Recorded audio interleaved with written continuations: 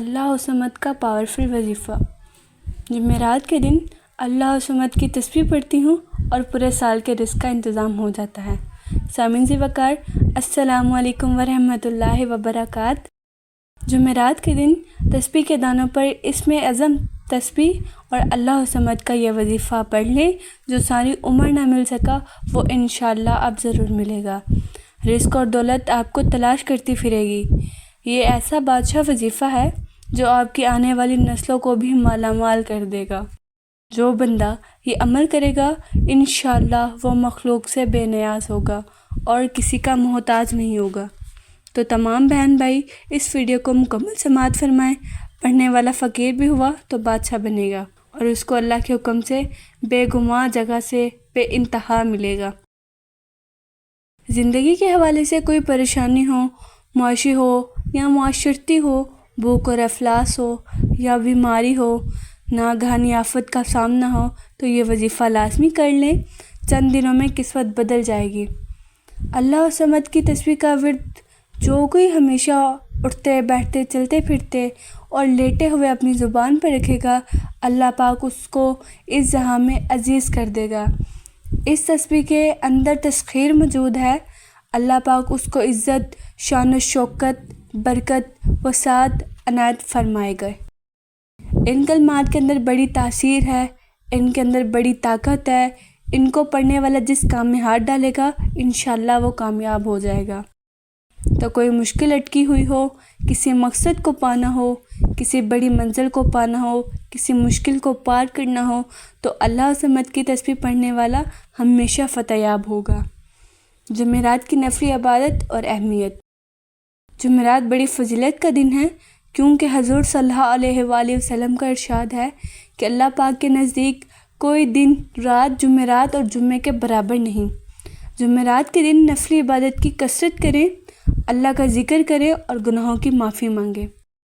ایک روایت میں یہ ہے کہ جمعرات کے روز بندوں کے اعمال بارگاہ خداوندی میں پیش کیے جاتے ہیں تو اللہ کریم اپنے کرم سے ان کی مغفرت فرماتا ہے، سوائے ان لوگوں کے جو آپس میں بغض رکھتے ہوں یا رحم نہ کرتے ہوں۔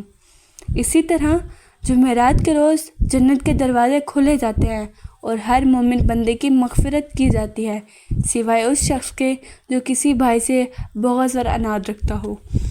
حدیث پاک میں حضرت انس بن مالک رضی اللہ عنہ سے مروی ہے کہ رسول اکرم صلی اللہ علیہ وآلہ وسلم نے فرمایا کہ جمعرات کا دن حاجتوں کے پورا ہونے کا دن ہے۔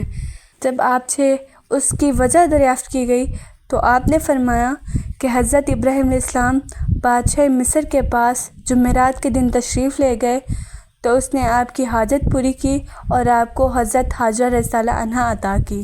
حضرت ابن عباس رضی اللہ عنہ سے روایت ہے کہ حضور صلی اللہ علیہ وآلہ وسلم نے فرمایا جو بندہ جمعرات کے دن ظہر اور عصر کے درمیان 2 رکعتیں پڑھے کہ ہر رکعت میں سورہ فاتحہ کے بعد 11 مرتبہ سورہ اخلاص پڑھے تو گویا اس نے 12 سال تک دنوں کا روزہ رکھا اور ان کی راتوں میں عبادت میں مصروف رہا۔ امام غزالی رحمۃ اللہ علیہ فرماتے ہیں کہ ہفتے میں 3 دن بڑے شرف و فضل والے ہیں، وہ پیر، خمیس اور جمعے ہیں۔ ان میں روزہ رکھنا مستحب ہے، اجر و ثواب ان کی برکت سے بہت ملتا ہے۔ حضرت عائشہ صدیقہ رضی اللہ عنہا روایت کرتی ہیں کہ رسول صلی اللہ علیہ وآلہ وسلم پیر اور جمعرات کو روزہ رکھتے تھے۔ حضرت ابو ہریرہ رضی اللہ عنہ روایت کرتے ہیں کہ رسول صلی اللہ علیہ وآلہ وسلم فرمایا کہ پیر اور جمعرات کو بندوں کے اعمال پیش کیے جاتے ہیں، لہٰذا میں چاہتی ہوں کہ جب میرے اعمال پیش کیے جائیں تو میں روزے سے ہوں۔ اس رات کو الدخان کی تلاوت باعث برکت ہے، اس کے پڑھنے والے کی بخشش ہوتی ہے اور جنت میں محل تیار کیے جاتے ہیں۔ توجہ سے اس ویڈیو کو آخر تک سماعت فرما لیں اور اب اس تسبیح کو اپنی زندگی میں شامل کر لیں۔ اپنی اولاد کو، بہن بھائیوں کو، رشتہ داروں کو ترغیب دیں۔ یقین مانیے کبھی کسی کے محتاج نہیں ہوں گے۔ اس عمل کے بے شمار فائدے ہیں، کامیابی اور رزق آپ کے پیچھے ہوگا، لیکن یقین کامل سے پڑھنا اور 5 وقت کی نماز اس عمل کی شرط ہے۔ عمومی طور پر انسان رزق کی تلاش میں ایسا مگن رہتا ہے کہ موت اور آخرت کی فکر سے یکسر غافل ہو جاتا ہے۔ مال کمانے کی دھن میں بھی ایسی سوار ہوتی ہے کہ حلال و حرام کی تمیز کے بغیر بس مال جمع کرنے میں مشغول رہتا ہے اور اپنے خالق و مالک کو گویا بھول ہی جاتا ہے۔ شاید یہی وجہ ہے کہ اتنی محنت اور مشقت کے باوجود معاشی بدحالی سب کے سامنے ہے کہ آج تقریباً ہر کوئی رزق کی کمی، مہنگائی، بیماری اور پوری نہیں پڑتی کا رونا روتا ہے۔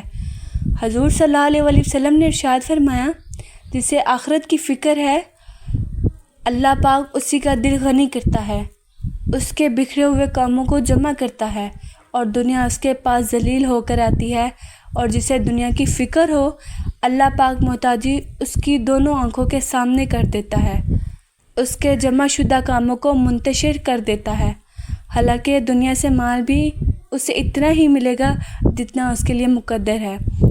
حدیث پاک میں آتا ہے کہ بندے کو رزق ایسی تلاش کرتا ہے جیسے بندے کو موت اس کو تلاش کرتی ہے، تو رزق کے لیے ہر وقت جستجو میں لگے رہنے کا نتیجہ صرف اور صرف دلوں کا اللہ پاک کی جناب سے غافل ہو جانا ہے۔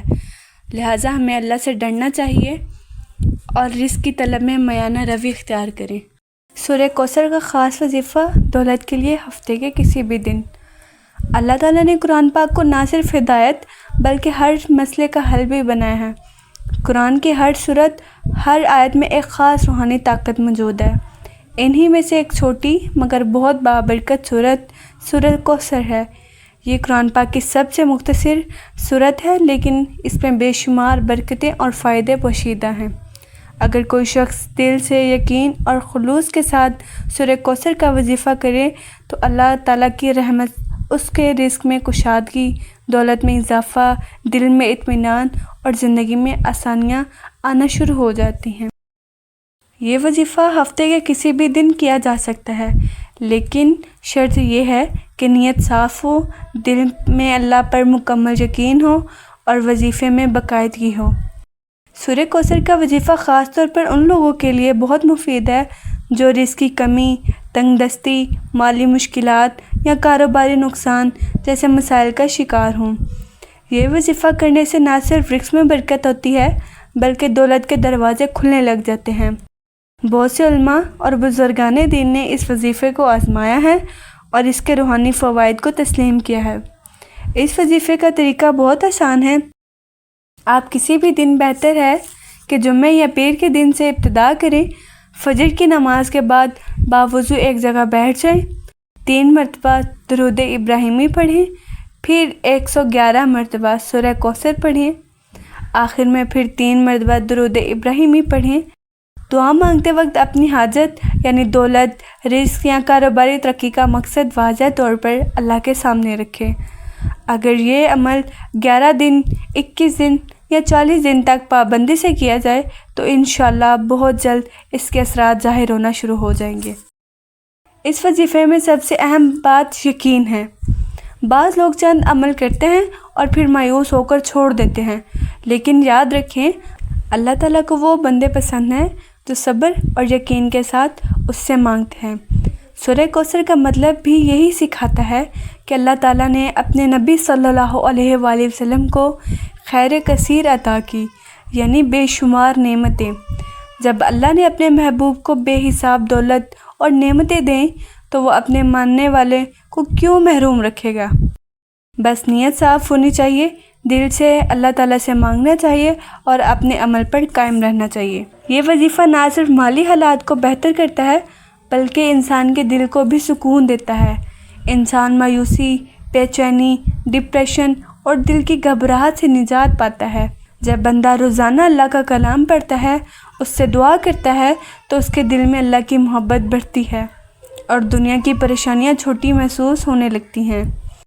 دولت صرف پیسوں کا نام نہیں بلکہ دل کا سکون، رشتوں میں محبت، گھر میں خوشحالی اور زندگی کی آسانیاں بھی دولت ہی کی شکلیں ہیں، اور سورہ کوثر کا وظیفہ ان سب چیزوں کو عطا کرنے والا عمل ہے۔